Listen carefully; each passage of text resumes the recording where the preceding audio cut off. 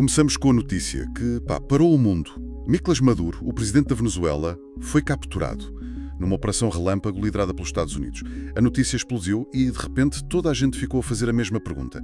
Como é que isto foi sequer possível? E essa é uma pergunta com várias respostas. Depende muito de a quem se pergunta, na verdade.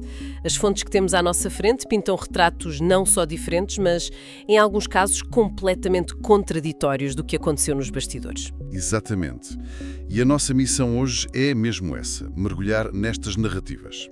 Vamos analisar a versão oficial da Casa Branca, claro, explorar as reações internacionais que vão do choque a um encolher de ombros quase, e vamos terminar com uma teoria que liga isto tudo não a Caracas, mas a Taiwan. O objetivo é perceber o que aconteceu, porquê e o que é que isto significa para o resto de nós, ok? Vamos então diretos ao assunto. A conferência de imprensa do Presidente dos Estados Unidos.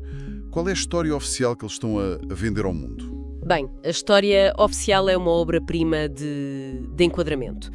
Por um lado, eles insistem que isto não foi uma invasão, foi, estou a citar, uma função de aplicação da lei.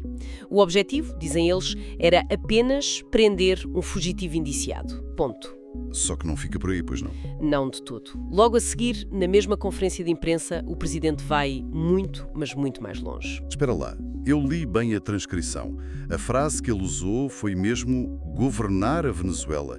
Não foi ajudar a estabilizar ou supervisionar eleições. A palavra foi governar. Foi exatamente essa palavra, governar. E ele não deixou qualquer margem para dúvidas. Detalhou um plano onde um grupo de funcionários americanos vai, de facto, assumir o controlo direto da administração do país. Controlo direto. E qual é o primeiro ponto da agenda? Adivinhaste? Reconstruir a infraestrutura petrolífera, que está em cacos, e fazê-lo com empresas americanas. Deixa-me adivinhar outra vez. E quem é que paga a conta a essas empresas? As próprias receitas do petróleo venezuelano. O plano é explícito. As empresas americanas entram, reparam os poços e as refinarias e são pagas diretamente com uma parte do petróleo que for extraído. Peço desculpa interromper, mas... Quer dizer, isto é basicamente colonialismo económico com um nome novo, não é? A justificação oficial é que isto vai trazer paz, justiça e, claro, riqueza de volta ao povo, criando um vizinho estável. Tudo sob a bandeira da política America First, claro. Exatamente. É apresentado como um benefício mútuo, mas a mecânica descrita é, na sua essência, de extração direta de riqueza. E para justificar este ato tão radical, eles pintam a operação de captura como um feito heróico e muito perigoso. Sim, a descrição da operação em si parece saída de um filme de ação. Completamente. O presidente descreveu-a como sendo incrivelmente rápida e cirúrgica. As forças especiais americanas terão apanhado Maduro totalmente de surpresa quando ele se dirigia para um local seguro fortificado. E a história tem aquele pormenor cinematográfico. Sim, que foram tão rápidos que ele chegou à porta, mas não teve tempo de a fechar antes de ser apanhado. E, para que não houvesse dúvidas, o presidente confirmou explicitamente que houve tropas no terreno ou boots on the ground envolvidas. Certo. Uma operação digna de Hollywood. Rápida, limpa, eficaz, que justifica uma tomada de poder sem precedentes.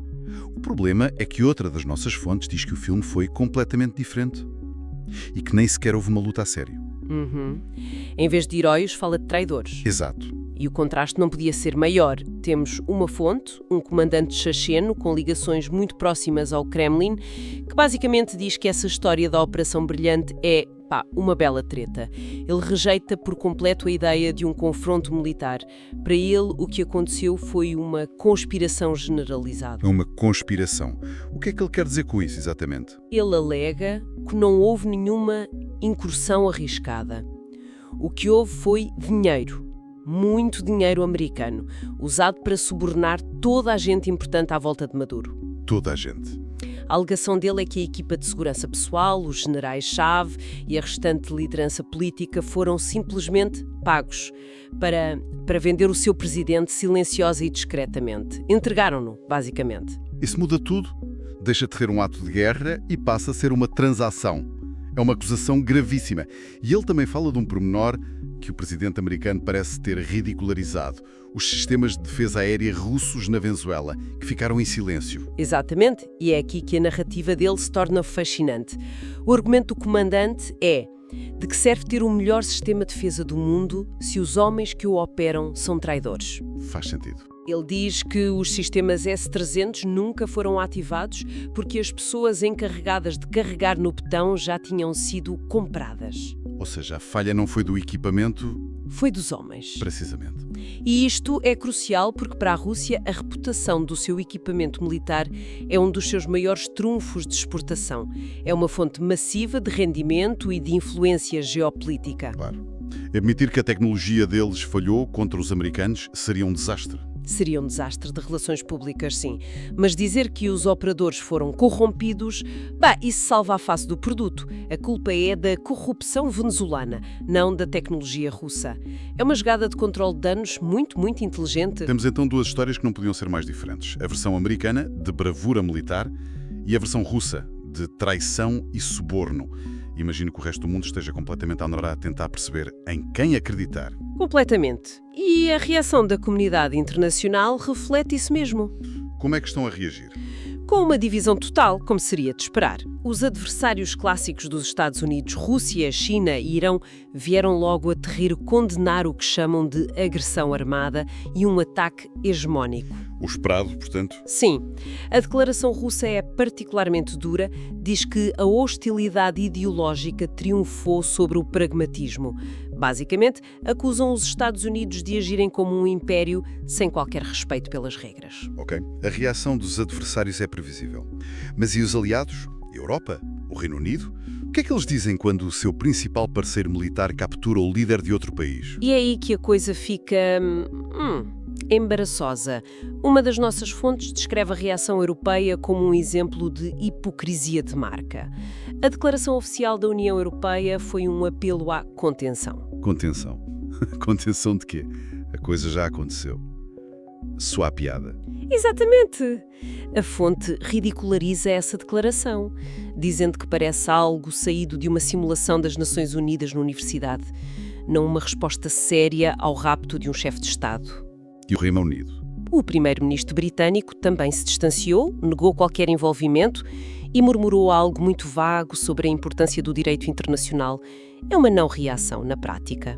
O que nos leva a um ponto fulcral de outra análise que temos aqui, que argumenta que esta não-reação é, na verdade, o sintoma de um problema muito maior para a Europa.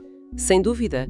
O argumento é que este evento devia ser o alarme final para os líderes europeus. A análise defende que a Europa se tornou perigosamente dependente dos Estados Unidos em tudo: finanças, tecnologia e, acima de tudo, na defesa. E esta ação na Venezuela prova isso mesmo. Prova de forma brutal que os USA não podem ser vistos como um aliado estável, fiável e baseado em valores. Eles agem de acordo com os seus interesses. E ponto final. E isso levanta a tal questão da autonomia estratégica europeia, um conceito que se fala muito em Bruxelas, mas que parece nunca sair do papel, não é? Exatamente. O que é essa autonomia? É a capacidade de a Europa defender os seus próprios interesses, sem ter de pedir permissão a Washington. É ter um exército, uma política externa e uma indústria tecnológica que não dependam do irmão mais velho americano. Esta fonte argumenta que, ao verem os USA a fazerem isto, os líderes europeus deviam estar aterrorizados. Porque se fazem isto abertamente a um país, o que é que os impede de pressionar os seus próprios aliados da mesma forma? Lá está. A falta de uma condenação forte mostra que, no fundo, eles sabem que não têm grande margem de manobra. Vimos a justificação oficial, a teoria da conspiração e a reação internacional que oscila entre a fúria e a paralisia.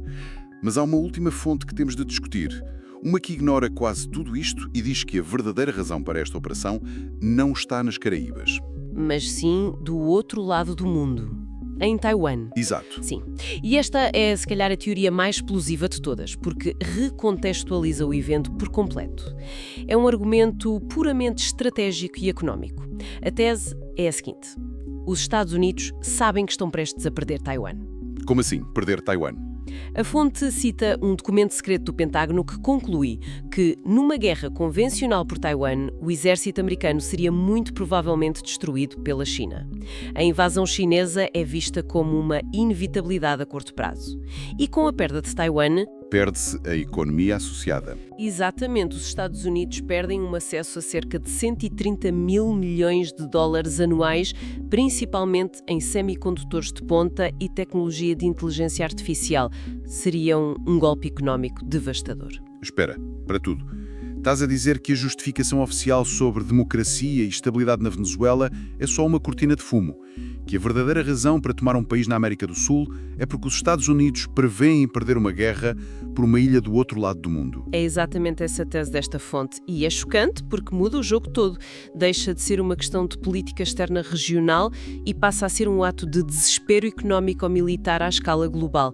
A Venezuela, nesta teoria, é o plano B. A peça de substituição no tabuleiro de xadrez. Precisamente, a fonte até faz a contas, diz que com a indústria petrolífera venezuelana a funcionar a todo o gás, mesmo com um preço modesto de 60 dólares por barril, seria possível gerar cerca de 190 mil milhões de dólares por ano. Mais do que suficiente para compensar a perda de Taiwan. Muito mais. A conclusão é brutal. Os eus estariam a tomar a Venezuela porque acreditam que a sua economia não sobreviveria ao choque de perder Taiwan sem uma nova fonte massiva de rendimento. O que também explicaria o secretismo e a pressa e porque é que a administração está a contornar o Congresso. Se esta teoria for verdade, eles não podem admitir publicamente que esperam ser derrotados pela China. Isso causaria um pânico financeiro e social sem precedentes. Exatamente. Transforma o que parece ser um ato de força numa manobra defensiva desesperada. A captura de Maduro não seria o início de uma nova doutrina imperial, mas sim uma pólice de seguro contra um desastre iminente no Pacífico. É uma perspectiva que muda radicalmente a forma como olhamos para isto tudo. É incrível. Ao longo desta conversa, descascamos as camadas deste evento e encontramos histórias completamente diferentes. Começamos com uma ação de aplicação da lei, que na verdade é uma tomada de controle de um Estado. Debaixo disso, encontramos um ato de brilhantismo militar, que afinal pode ter sido apenas uma questão de suborno.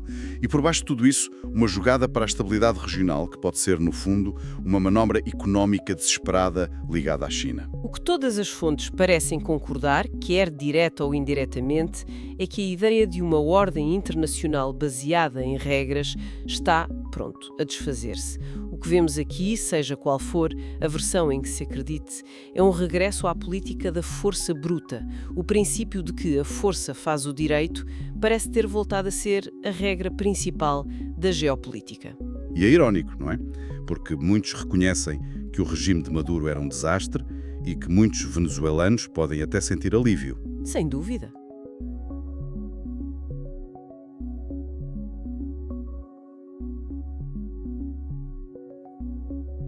Mas o método levanta questões que abalam todo o sistema internacional. E é isso que nos deixa com uma reflexão final. Uma pergunta para levar connosco. Se a liderança de um país soberano pode ser, na prática, comprada e vendida por uma potência estrangeira? E se o direito internacional pode ser simplesmente posto de lado em nome de uma necessidade estratégica? O que é que a soberania realmente significa no século XXI? E qual será o próximo país a descobrir da forma mais difícil a resposta a essa pergunta?